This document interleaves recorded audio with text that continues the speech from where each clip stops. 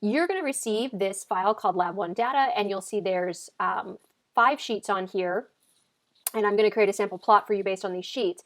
But I've created plots for you for aluminum, one of the aluminum samples, one of the steel samples, and one of the second aluminum sample. You have to create for aluminum 1 and steel 1 the plots, and you're only given pound force, so what was the load that was pulling on the sample, and the micro strain. So that's in microns. So that's already been multiplied times 10 to the minus, or times 10 to the 6. So really say this value of 52 here is 0.000052.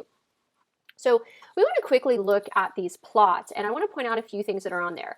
So initially, we're looking at the full stress strain diagram. So we have our strain in microns, our stress in PSI, and this is for a mild steel. And we can actually clearly see that perfectly plastic area that we expect in a mild steel showing up. And so it's easy to figure out at what stress this material yields at. It's going to be right along that plastic line. And in fact, we're going to need to know the yield stress, the ultimate stress, and then also what is the slope of this line here, E.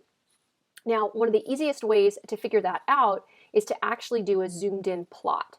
And then as we look at this zoomed in plot, we can actually then draw a line across that plot, and when drawing that line, figure out what the slope is. So we can draw this line and figure out places that it crosses and simply do a rise over run from 2 data points.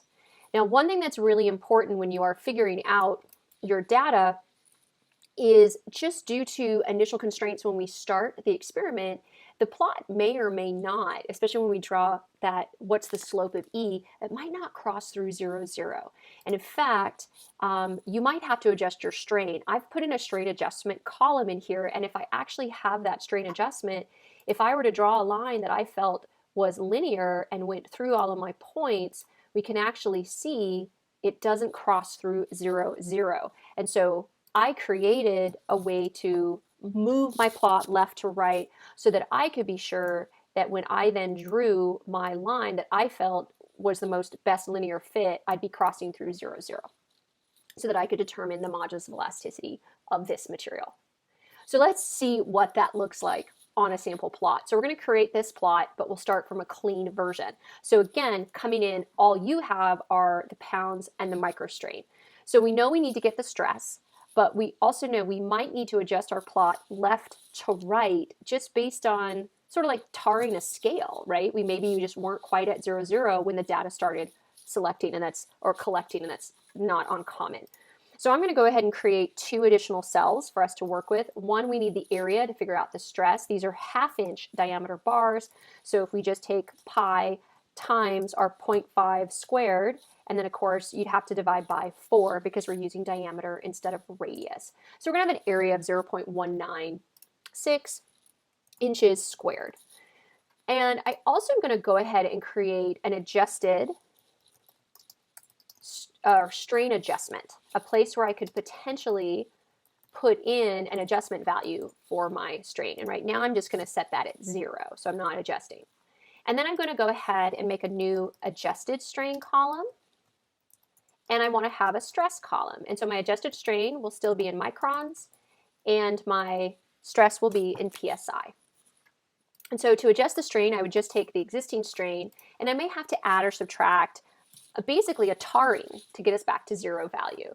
So right now we're just going to add H2, and since I want to fill this down, I'll go ahead and put the $ in front of the 2 so I lock that row. So as I drag down, it doesn't change and it stays H2.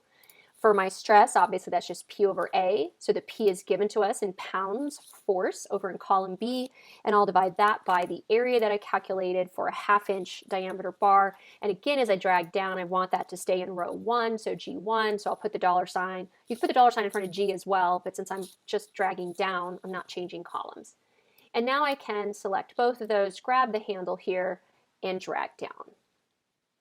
And this has been taking data points every 1/2 a second. So if I drag all the way down, it was a 372-second test, and we can go back up. And so now we have our stress versus strain. And right now, the microstrain that was given and the adjusted strain are the exact same values because I haven't adjusted my strain in any way. And then I'll go ahead, I want to select columns D and E, And there's a great trick, shift control down arrow or shift command down arrow. But if I start at microns and hit shift control down arrow, it goes to the next blank. Go one column to the right, holding my shift key, and now I have selected all of the data, and then I can insert a chart. And it's really important that we use a scatter chart. And when we use the scatter chart, we don't want to create any lines. We want to interpret the data. We do not want Excel interpreting our data. So do not add lines, just have your data points. And I do want to format this chart. I've made all the charts 7 inches wide and 4.5 inches tall, so you can have 2 charts on a page and it sort of puts the page in nicely. All right, so one critical thing that we're going to do, if you're writing a real engineering report, paper, some technical writing, you don't use Excel's titles up in the top. You're going to have a figure 1, figure 2, caption below. That's going to have the title of what this chart is and information about this chart. So we're going to delete that title. We, of course, though, are going to go into our chart design and add a chart element. You can often do this, especially on a PC, by right-clicking, but we're going to want to put in our axis title for our strain and give the units, not really units, but note that this is in microns. We want to add our vertical axes, and here we'll say that we're dealing with stress and give the units of PSI. And then the other thing you want to notice is our sample broke right here, but the machine was still collecting data. So we have like these negative load values down here, which are just sort of ridiculous because we didn't have negative load.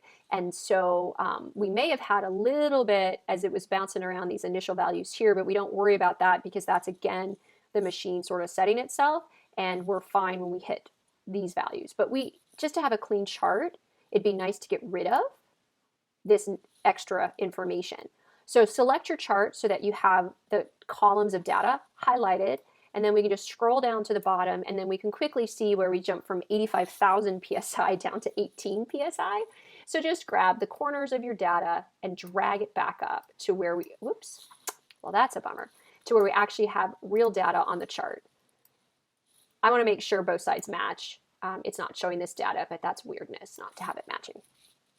Okay, so now basically this chart is relatively good to go. The only thing on here that is still missing and you might want to do is try to figure out what your max value is. So you could add a data label. It's hard to see, but that's about 100,800 PSI. Of course, you could easily found that information just by going to the bottom of your data and using the max command.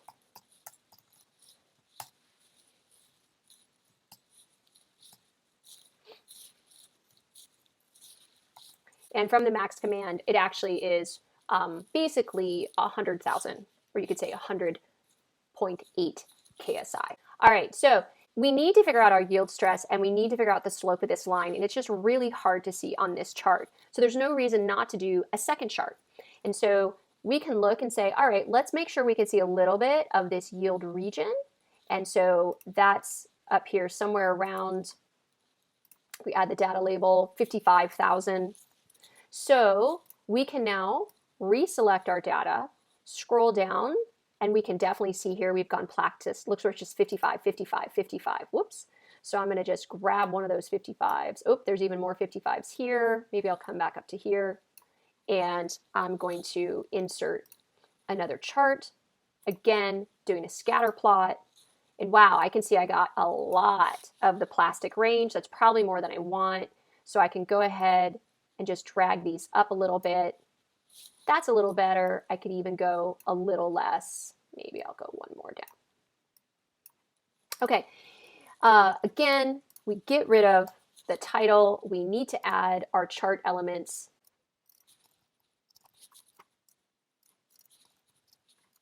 And I want to resize this by clicking on the format. So, whoops, just click the outside boundary, not the inside boundary. And I'm going to make it the same size, 4.5 by 7.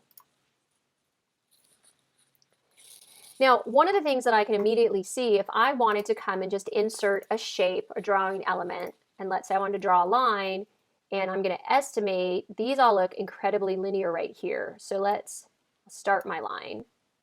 I find it's hard to draw sometimes right on the chart, so I draw it off to the side, and then I just grab the grips and move it. So got a little steep there. This looks like I'm feeling a little better about this. It's running through these bottom points. right? It's running through these points. So I feel pretty good about this. I could also consider this, but now I feel like I'm getting a little high and I'm steepening out. So I'm pretty happy with somewhere about right here. The only problem is I see that I'm not hitting 0, 0, and that's problematic. And so I want to hit 0, 0, but that's now where we can say, okay, we just started a little early and got some extra strain values in there. So I don't have much strain. I might change this to negative 25. My whole plot shifts. I need to move my line over because my line didn't move, but as I move my line, I can now see that I'm pretty much crossing right through 0, 0, and I'm pretty happy with this line. To make the line easier to see, I can change its color. When we look at this, you'll also notice that we have this horizontal data on the bottom. That's going to happen a lot when you first put your sample in. There's some slipping, the machine's just getting the grip tights just right. You can ignore that data because that's not really telling us anything. Right, so now that we have our line and we're satisfied with how it crosses through the 0 axis, we actually need to pick our data points that we're going to work with. So as I look on this here, I actually really like this point because my line goes right through it. And right down here to the bottom, this point, because my line goes right through that. And then I have this linear, and some points are slightly above, slightly below, but those two are perfect crosses through. So I'm going to move the line slightly out of the way to make this easy. So here's how we do this. If I just click on the point, now see how I now have it selected. When I right click on it, I can add a data label, and it comes up, and it turns out this is 37,000. And so as we look, here's our 37,000, and it has a corresponding strain of 1205. So we can actually then come in and edit this text and go ahead and add in the 1205 microns. And I've had a lot of trouble editing on my particular Mac these values, so I'm just going to retype it PSI, and then we'll just delete that value back out. All right, so now I have this, and I've dragged it a little bit away from the plot, so actually the line connecting it. There we go. That's the one I liked. And so let's move that over here to the side. So I'm at 6175. So 6175 I can see has a strain of, we'll say 198.5.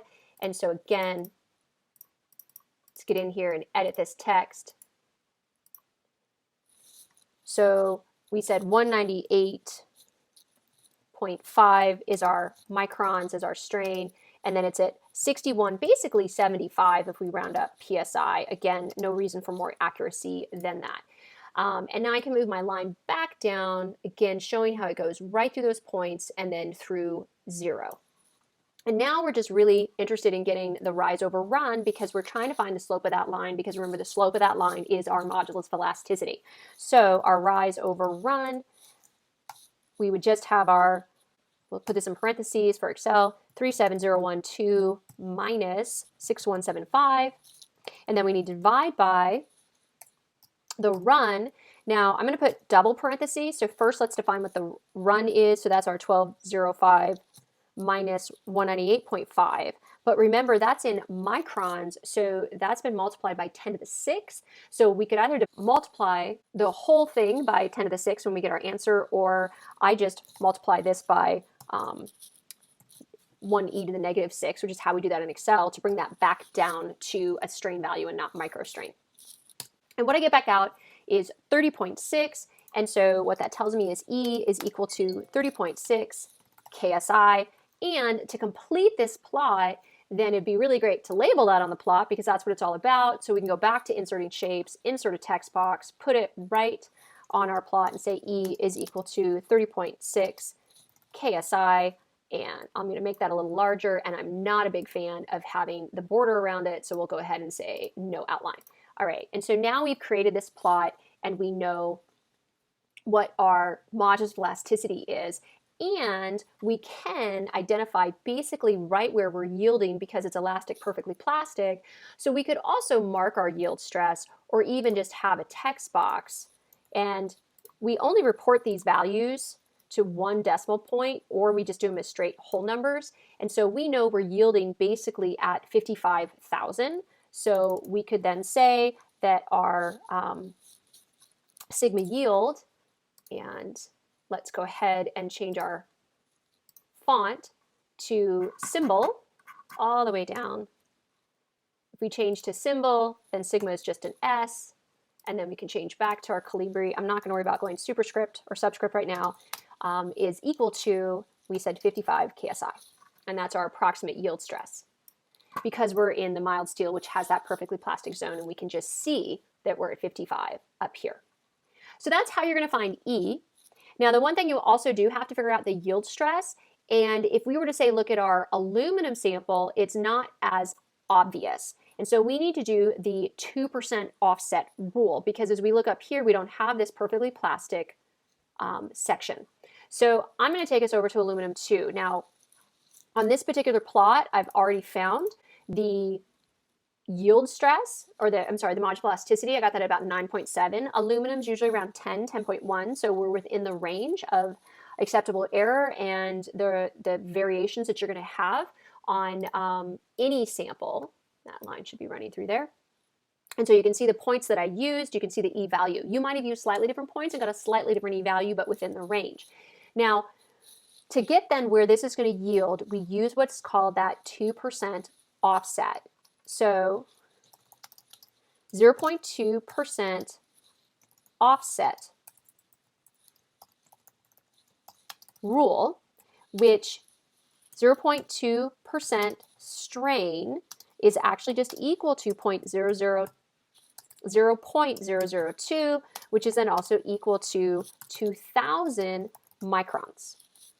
Okay, and so what you want to do is you offset, so you have to offset your E slope line by 2,000 microns from wherever it crosses the strain axis. Now, I did a strain adjustment so that it would cross through 0, 0. But if you did not, and you're crossing, say, around 500 microns, you can't go just to 2,000 strain. You have to then go to 2,500 microns. But I can now basically take this line, I can copy it, and because I do cross at 0, 0, I can now just set this line right at the 2,000. So I'm now crossing at 2,000. Again, if we did have an error and our line was actually coming down at, say, 500, you would just offset 2,000 to the 500 mark. But we can go to 2,000, and then we actually pretty much hit a line or a node straight on. We're hitting this one. So if I add the data label, I can see that I am at 36, 37. So depending on how accurately you want to report that, we could say that our yield stress is going to be equal to 37 KSI. Or we could have said it's 36.7.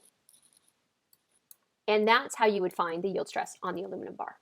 All right, you have to still now figure out aluminum 1 and steel 1, and then you can also copy the data onto a final sheet and plot all 5 plots on the same chart to really see how the data compares and how the behavior of the aluminum and the steel are similar and vary. Thanks for watching.